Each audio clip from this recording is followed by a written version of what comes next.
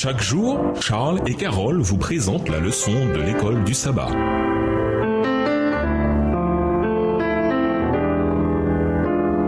Bienvenue dans votre émission Dieu nous parle. Nous voilà à la leçon de jeudi, la stratégie de Satan pour la fin des temps. Apocalypse 12, verset 17 marque un changement de stratégie de la part de Satan alors qu'il tente de séduire les habitants de la terre, jusqu'à tromper même les fidèles disciples de Christ. Tout au long de l'histoire chrétienne, il s'est opposé à l'œuvre de salut de Dieu, principalement à travers des compromis subtils dans l'Église et par la contrainte et la persécution en dehors de l'Église. L'histoire montre que, bien que couronnée de succès pendant des siècles, cette stratégie n'a pas empêché la réforme et la redécouverte progressive des vérités de la Bible par le peuple de Dieu. Cependant, alors que Satan prend conscience que ce temps s'épuise, il intensifie ses efforts et s'en va faire la guerre au reste eschatologique de Dieu. Apocalypse 12, verset 17. Ces attaques dirigées contre le reste comprendront un important élément de tromperie. Des démons feront des miracles et des manifestations spiritualistes. Apocalypse 16, verset 14. Ce glissement dans sa stratégie correspond à la transition d'un intérêt historique à un intérêt eschatologique. Voir Matthieu 24, verset 24. Chose significative, le terme égaré dans Apocalypse 12 à 20 décrit les activités de Satan à la fin des temps. Le terme égaré introduit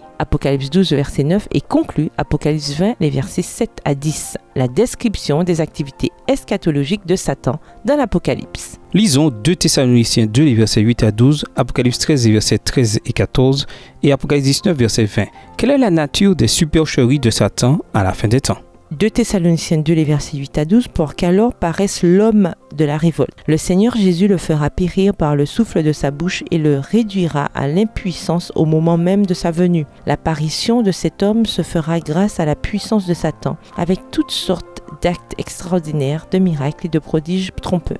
Il usera de toutes les formes du mal pour tromper ceux qui se perdent parce qu'ils sont restés fermés à l'amour de la vérité qui les aurait sauvés. Voilà pourquoi Dieu leur envoie une puissance d'égarement pour qu'ils croient au mensonge. Il agit ainsi pour que soient condamnés tous ceux qui n'auront pas cru à la vérité et qui auront pris plaisir au mal.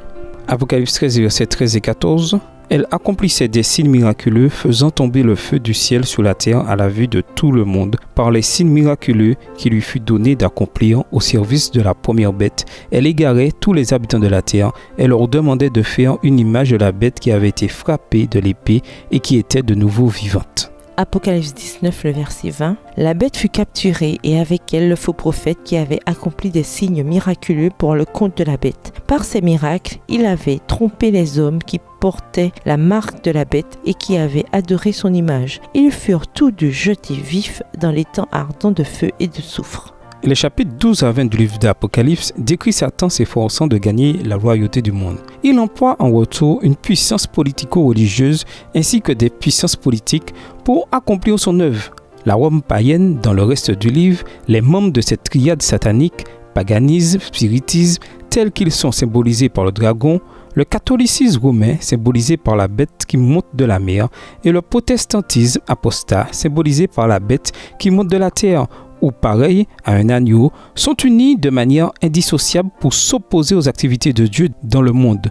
Ils agissent de concert pour égarer les gens afin de les détourner de Dieu et de les pousser du côté de Satan dans la guerre du grand jour de Dieu, le Tout-Puissant. Apocalypse 16, versets 13 et 14.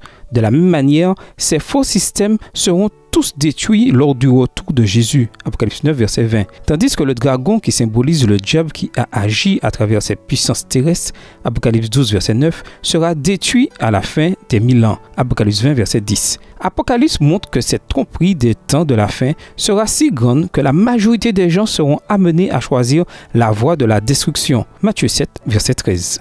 Par 2 fois dans Apocalypse, un appel est lancé à la sagesse et au discernement spirituel afin de percevoir la nature trompeuse des activités de Satan à la fin des temps et d'y résister. Apocalypse 13, verset 18 et Apocalypse 17, verset 9. De quel genre de sagesse est-il question ici? D'après Jacques 1, le verset 5, comment obtenir cette sagesse? Jacques 1, verset 5. Si l'un de vous manque de sagesse, qu'il la demande à Dieu, qu'il la lui donnera, car il donne à tous généreusement et sans faire de reproche. Et nous vous laissons avec la question du jour. Que nous faut-il abandonner pour être fidèle au Christ? Au revoir. Et à demain si Dieu veut.